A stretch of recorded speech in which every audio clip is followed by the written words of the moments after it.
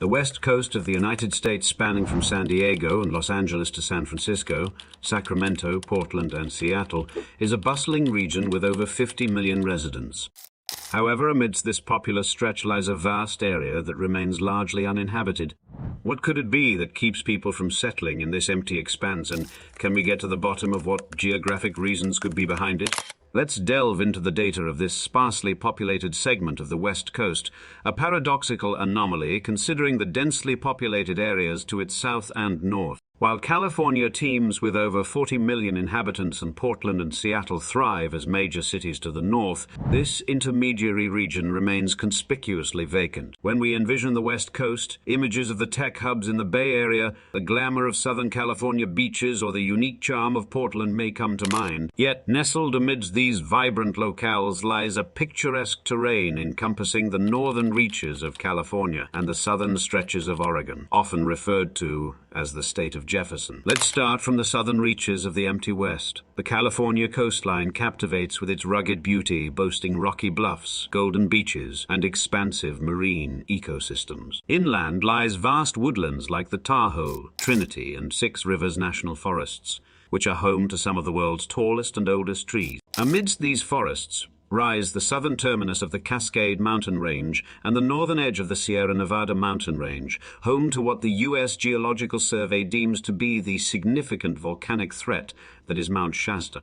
If volcanic threats are your thing, then you'll also find the video from our channel about the looming doom posed by a potential eruption of Mount Rainier, further up the west coast, an interesting watch. Continuing our journey northward towards Mount Rainier, we encounter southern Oregon.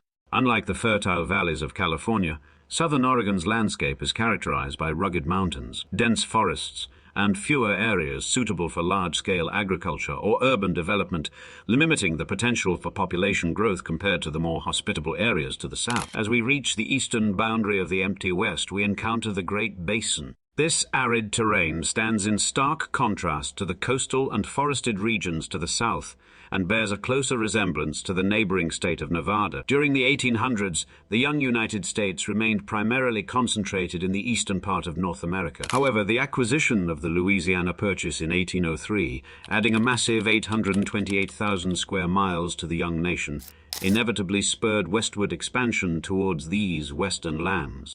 Between 1841 and 1869, over 400,000 settlers, miners, farmers, and ranchers journeyed westward via the Oregon Trail. The subsequent California gold rush of 1848 attracted an estimated 300,000 individuals to Northern California and drastically altered the state's demographic landscape. At the time, San Francisco was a modest settlement of around 200 residents in 1846, but burgeoned into a thriving city of approximately 36,000 inhabitants by 1852. To expedite migration and mitigate risks, the construction of the Transcontinental Railroad between 1863 and 1869 linked the existing Eastern Rail network with the Pacific Coast in San Francisco, marking a monumental achievement in engineering which linked the continent and ushered in a new era of westward expansion. It was with the passing of the Homestead Act in 1862, which further incentivized westward migration, granting settlers 160 acres of public land nearly free of charge. In exchange, homesteaders were mandated to establish dwellings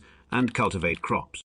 This legislation facilitated the distribution of almost 270 million acres of land by 1934, predominantly in the western state. Today, the sparsely populated empty West stands out as one of the least densely inhabited regions in the country, primarily due to its challenging natural geography. Human settlements typically arise from factors such as access to fertile agricultural lands and strategic locations for trade and commerce. Southern California's more diverse economy, including agriculture, industry, technology, and entertainment, has always offered a wider range of economic opportunities that attract people from various backgrounds. Cities like Los Angeles, San Francisco, and San Diego have subsequently blossomed into major economic centers with thriving industries. While in contrast, the more north we head, the more we have seen the economy historically rely more on natural resource extraction industries like timber and mining, which were less attractive to settlers seeking diverse economic opportunities. With the exception of the Sacramento Valley in Northern California, California, the region is predominantly mountainous, offering limited opportunities for establishing large urban centers. The Sierra Nevada and Cascade Mountain ranges restrict the availability of flatlands suitable for city development. Even in areas like the Rogue Valley in southern Oregon, where such flatlands exist,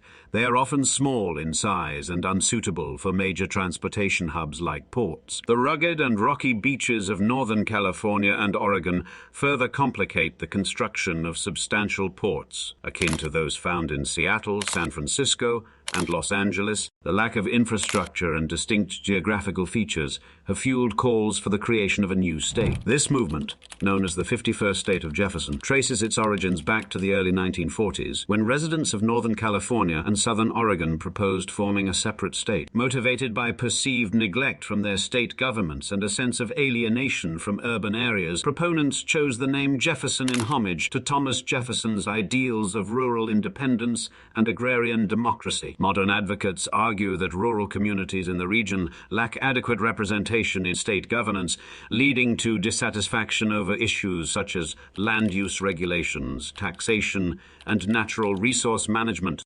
So the journey towards statehood for Jefferson remains fraught with challenges and blockades. However, it's worth noting that other potential contenders for statehood, such as Washington, D.C. and Puerto Rico, would encounter their own set of obstacles, showing the barrier is a national obstruction. The most notable is the likelihood that any new states would need to be granted statehood in pairs to preserve the delicate political equilibrium, thus eliminating one of them. Despite these hurdles, the dream of the state of Jefferson persists. The empty West, with its unique geographical challenges and distinct identity, continues to attract millions of Americans. The region's sparse population and rugged terrain hold a particular allure for those who call it home. We hope you found this exploration of America's empty West enlightening. Let us know in the comments below if you think Jefferson, Washington, Puerto Rico, or even Chicago could one day become states of their own. If you enjoyed it, please consider subscribing to the channel. Thank you for watching, and we look forward to seeing you next time.